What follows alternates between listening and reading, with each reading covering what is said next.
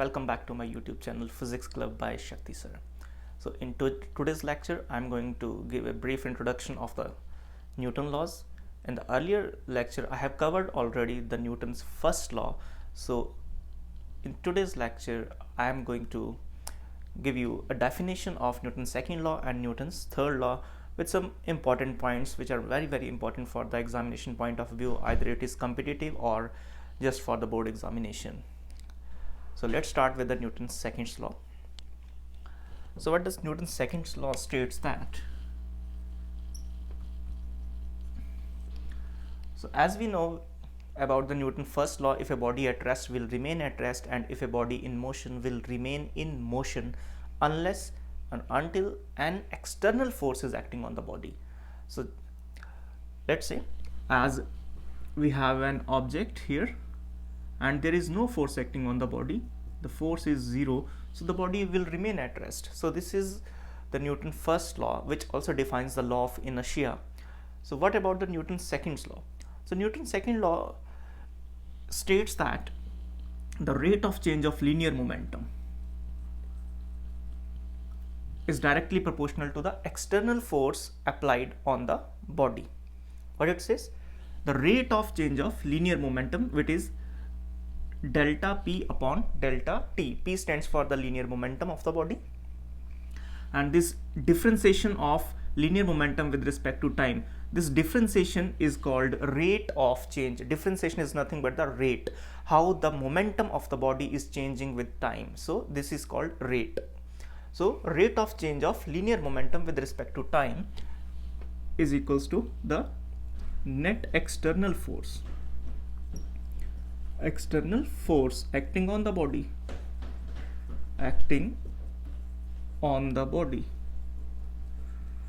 So this is the very discrete definition about the Newton's second law, which is very helpful for solving the numerical problems. So what it says, the rate of change of linear momentum of the body,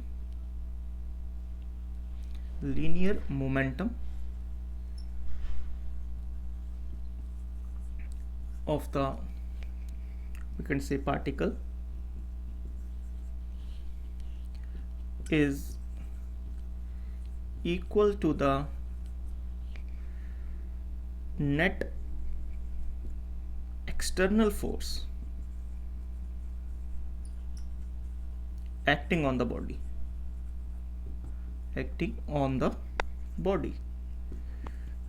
So this is quite easy statement. In mathematical terms it can be written as like something like this. So the net external force, we can write the net external force is external, something like this.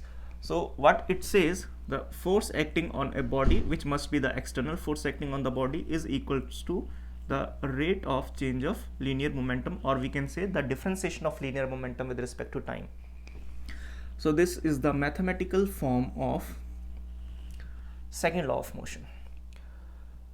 Okay, so let's see, where P is the momentum vector, linear momentum of the body or of the particle. All right, what momentum says? It represents the quantity of motion contained in a body, right? So, and mathematically it can be represented by the mass of the body multiplied by the velocity of the body. So it says the quantity of motion in the body, or in the particle. Okay, and mathematically it can be represented by the P vector is equal to mass into velocity vector of the particle. So this is the definition of the linear momentum, and in our 9th standard 2 we know the definition of linear momentum. We have studied about what is linear momentum and how it changes with the velocity and mass. Okay, so that's why I am just giving a brief introduction of the linear momentum. You know, its unit is equal to mass represents the kg and velocity represents the meter per second. So the unit of force here, the unit of force is Newton, which is also the unit of linear momentum divided by time. Okay, so this is just the definition of the second law, and this is the momentum. Let's put the value of P here. So we can write here the external force in the vector term is equal to differentiation of mass into velocity. So let's expand this. This external force can be written as the differentiation of mass with respect to time, and here we can write the velocity vector plus mass, or differentiation of velocity vector with respect to time. So this is the equation is very useful when the mass is variable, as in the case of some container have some quantity which is leaking from the bottom of the container, like some sand, some liquid is coming out of the container. In some situations we can use the calculation where the mass is a variable quantity, so we will use this equation. But in most of the cases when we learn the concept, we consider that the mass is a constant quantity. So if mass is a constant quantity, then the external force acting on the particle, so when the mass is a constant quantity, so differentiation of a constant quantity, we know it's 0. So we have left with mass multiplied by differentiation of velocity vector with respect to time. It is nothing but the mass into acceleration vector. So net force acting on the body is also written as mass of the body multiplied by the acceleration of the body. So this is the mathematical result of the Newton's second law, but keep in mind this is not Newton's second law. You can not say that Newton's second law is equal to mass into acceleration. The Newton's second law definition is that the rate of change of linear momentum with respect to time is defined as the Newton's second law, which is equal to the external force acting on the body, not the internal forces. Keep in mind this. Okay, so this important result, this important mathematical result is very useful while solving the numerical problems in our 11th grade. Either you are preparing for the board examination or JEE Advanced, JEE Mains or NEET examination, or in any other examination in your own country.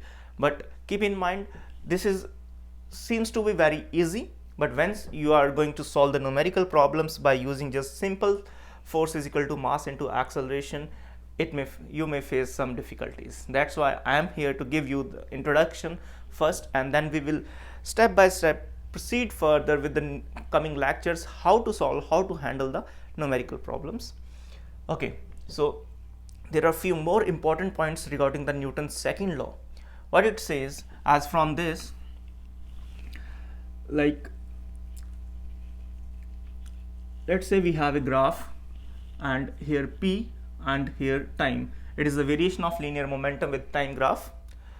So the slope of this graph at any point gives us the net external force. Why? Because we know this differentiation is nothing but slope. So if we consider this point, so the slope at this point, let's say it's time t1, it's making an angle alpha, right? So tan of alpha at point A, tan of alpha is nothing but the external force acting. It's the magnitude of external force acting at time t1. So this is a very important point, the relation of the linear momentum graph with time. The slope gives the external force. There are few more points we need to discuss about the Newton's second law, and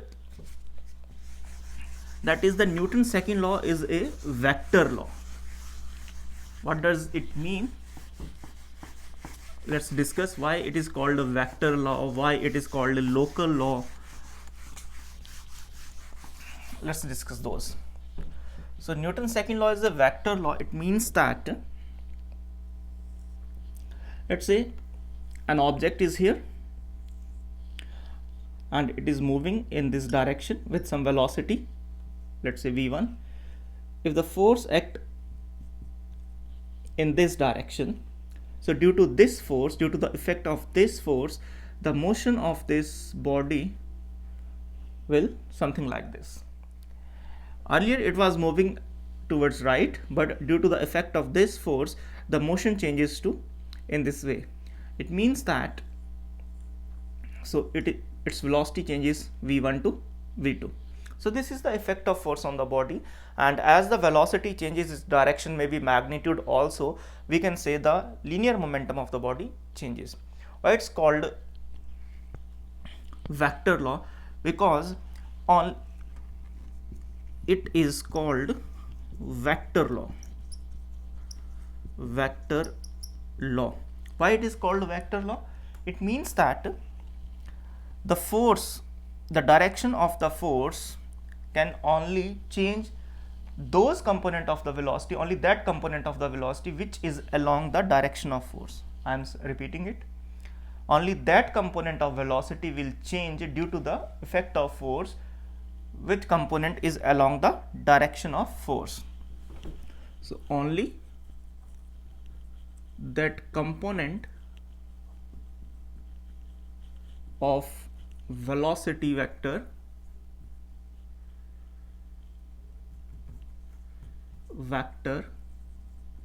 changes which is along the direction of force, which is along the direction of force vector.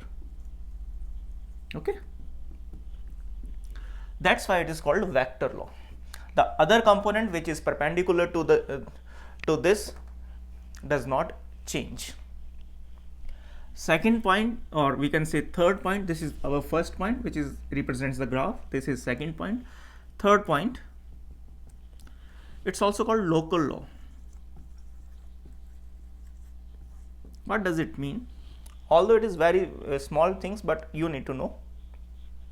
Local law mean that, let's say we have an object. Initially it is at rest. As soon as an external force acts on the body, let's say it starts accelerating with some acceleration A. So the instant force starts acting on the block, from that instant the block gains some acceleration according to its mass. Initially the block is at rest, there is no force acting on the block. The instant force applied on the block starts accelerating. So for the duration the force remain on the block will remain with some moves with some acceleration.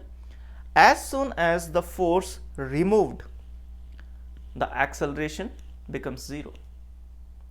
What does it mean? It means that the block have acceleration only for that time interval during which the force is acting on the block.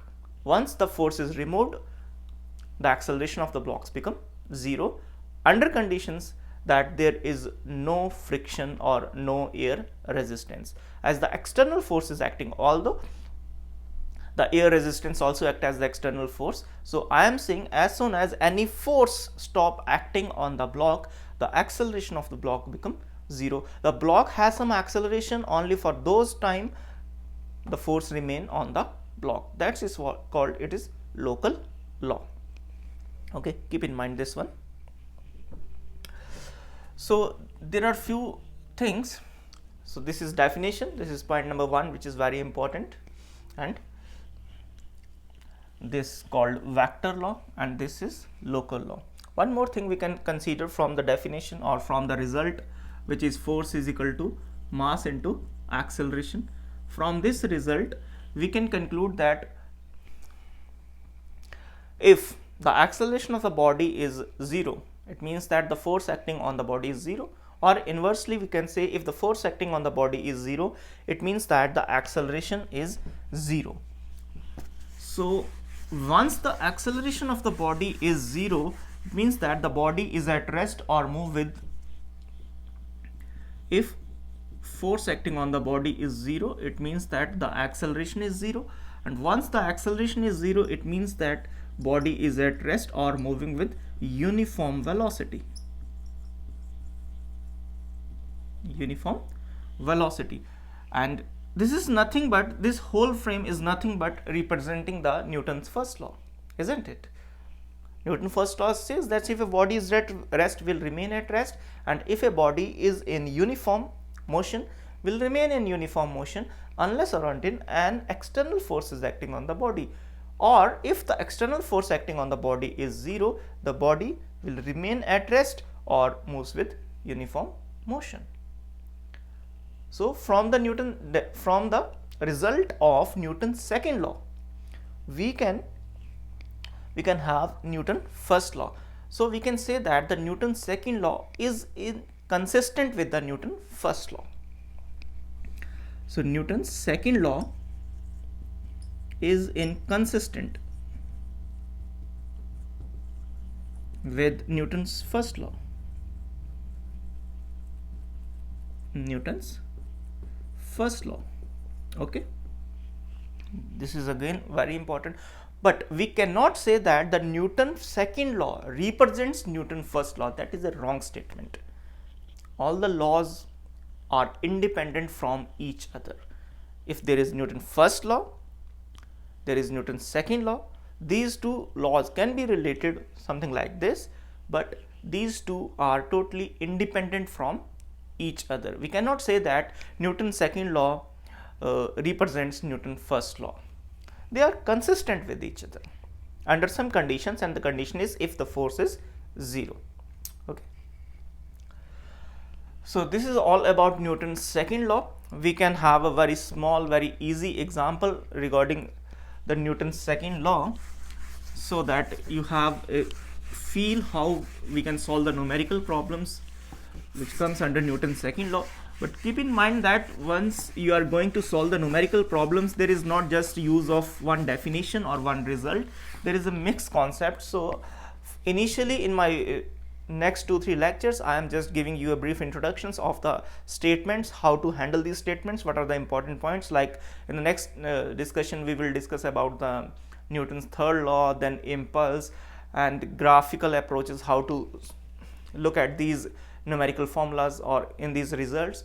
After that, we have a broad spectrum of numericals, and we will use the concept of impulse, Newton's second law, and some forces which are normal forces, tension forces, gravitational forces, weight, contact forces. So these all the concepts are used in only one numericals. That's why here in these discussions I am on limiting just 1 or 2 examples, so that the reason is because we have not discussed yet the impulse or its application. So let's say here mass equals to 10 kg and a force is acting which is 60 Newton. So it is a smooth surface, there is no friction. So what is the acceleration of the block? It's quite easy numerical. So acceleration is equal to force upon mass. The force is 60 kg, mass is 10. So acceleration comes out to be 6 meter per second square.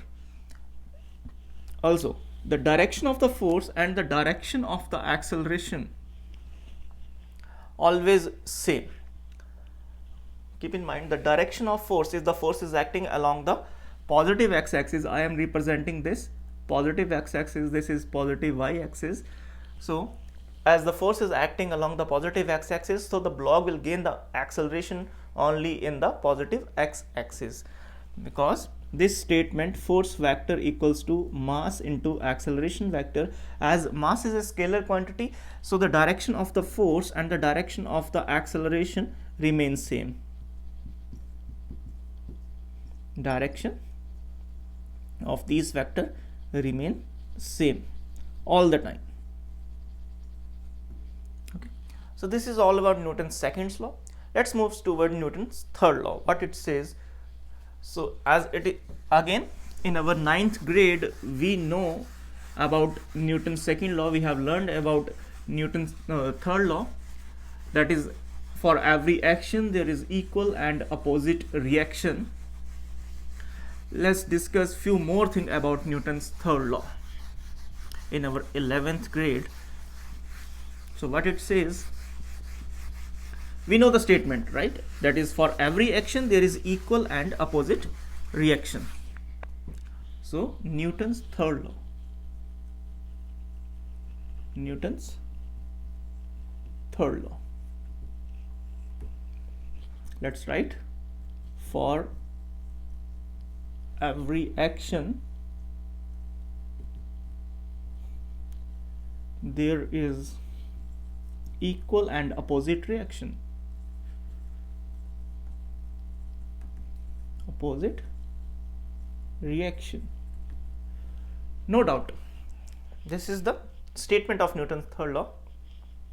For every action of force there is equal and opposite reaction in terms of force. What it says, so the important points. So there are two terms, action and reaction. Consider we have a wall here. So this is a wall. A ball is moving with some velocity, having some mass. So as soon as the ball apply a force F1 on the wall,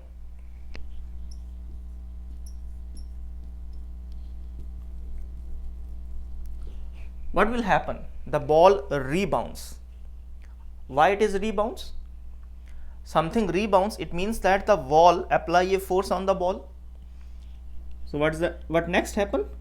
The ball rebounds with some different velocity. Who apply the force on the ball due to which it moves back? The wall apply the force on the ball and it moves back with some velocity, let's say v2. Or we can say the wall apply a force F2 on the ball. So in one interaction, I am drawing the interaction here. So there is only one interaction.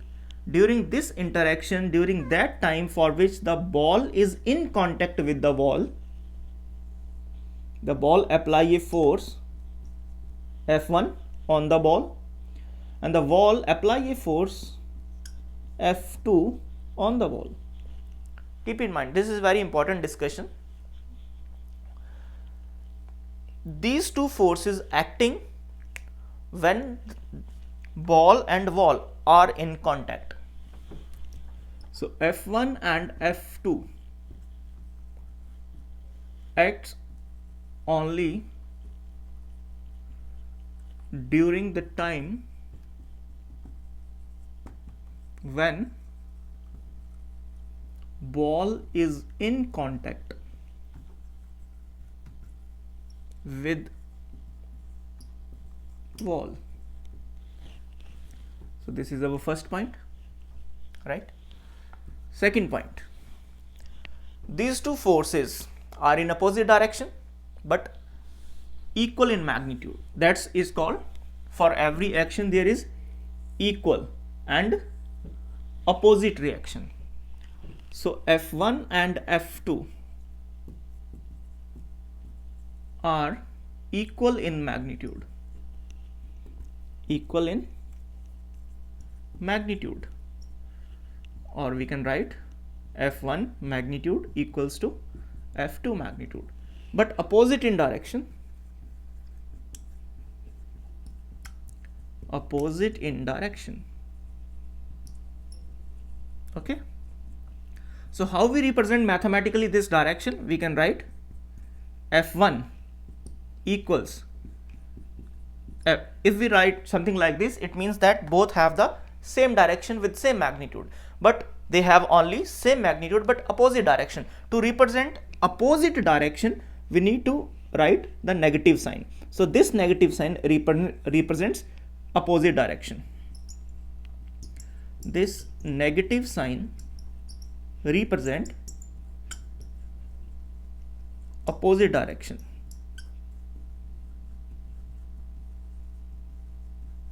Okay. All right. So this is first point. These two forces, one is action, the other one is reaction, and it is on our convenience that if we consider F1 as the action force, the second one is the reaction force. If we consider F2 as the action force, the F1 will act as a reaction force. Again, keep in mind, our perception suggests us that F1 act first because when we apply the ball strikes with the wall. So our perception says that F1 act first, and in response to F1, F2 act later, which is incorrect statement. Both the forces F1, F2, action, reaction, both act simultaneously at the same time during their interaction, when these two are in contact with each other. The ball, when these two are in contact with each other, only during that time interval F1 act on wall, F2 act on ball. So these two forces are equal in magnitude, opposite in direction, act on two different bodies. So there are two different bodies, F1 act on wall, F2 act on ball. So we can write here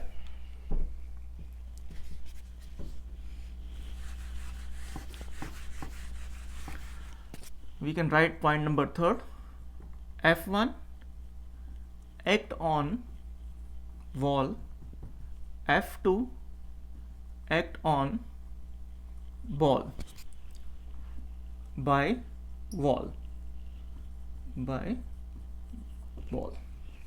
Okay, so these two forces act on two different bodies,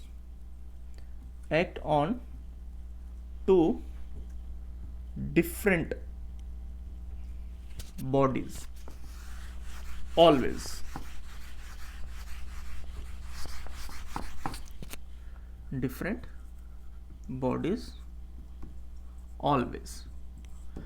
So action and reaction always act on two different bodies, therefore they cannot cancel each other. Therefore they can't cancel each other.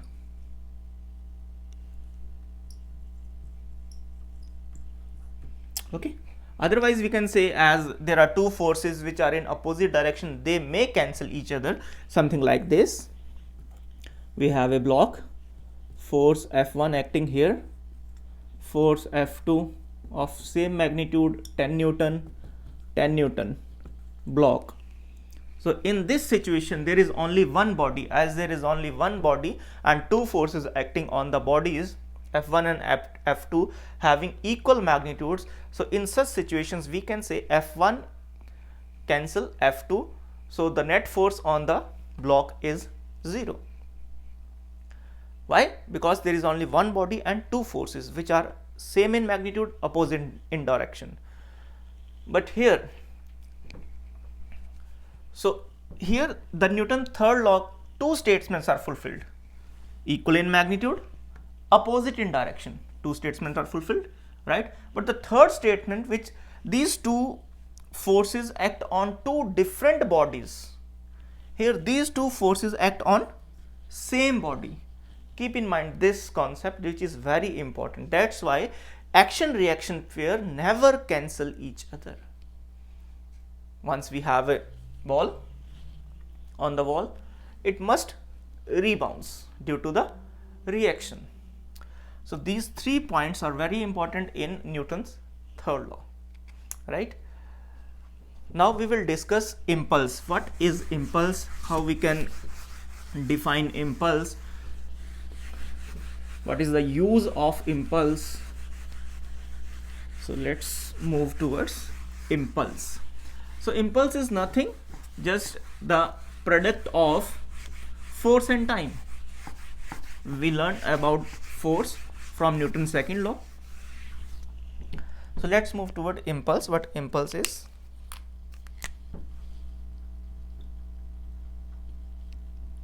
Impulse, it is a vector quantity represented by J. So as we know from Newton's second law, force is equal to rate of change of linear momentum with respect to time. Okay, so here we can write it something like this. Okay, this delta t comes here. So if we integrate this term delta p under time t1, t2, t1, t2,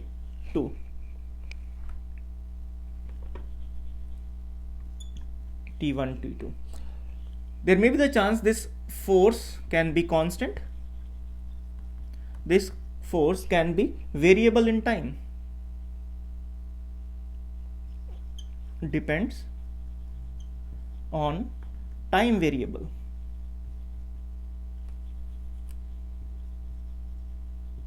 Okay, so this change of linear momentum, which can be written as P2 minus P1 or delta P, is equals to the time interval of force vector with delta t. So this statement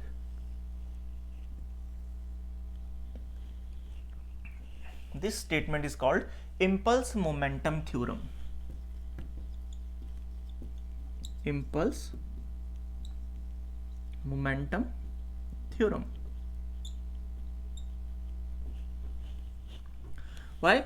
Here it is the change of linear momentum, and here the definition of impulse. So impulse is the product of integration of force with time. So impulse j vector given by integration of t1 to t2 force delta t. So this gives impulse.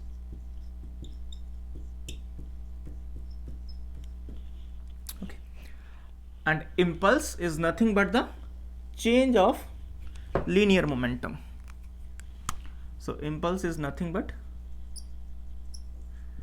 change of linear momentum.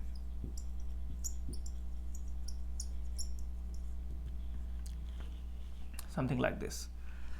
Change must be final momentum minus initial momentum. It can sometimes write as average force multiplied by time. So this is also a very useful result. So if the force depends on time, we can integrate it. Otherwise, average force multiply time interval also give us the change in linear momentum, that is the final momentum minus initial momentum. So there are so many numericals asked on this result. For this result, there are so many numericals. We will discuss the numerical in detail in the next lectures. Okay, one more thing about impulse is the graphical concept. So graphically we have, so from here you can see it is the integration of force and delta t. What does it mean? Integration represents the area under the curve with the variable force. So here I am writing force t, here I am writing t. So if there is a curve something like this, so area under this curve, it is time 1, this is time 2. So whatever the area under this curve represents the impulse. So this area is equal to impulse. So numerical can be asked on the graphical concept too. So in this lecture we have discussed about Newton's second law, why it is called local law, why it is called vector law, or what is the result, that is force is equal to mass into acceleration. That is not the statement of Newton's second law, that is the just mathematical result of Newton's second law under the condition when mass is constant.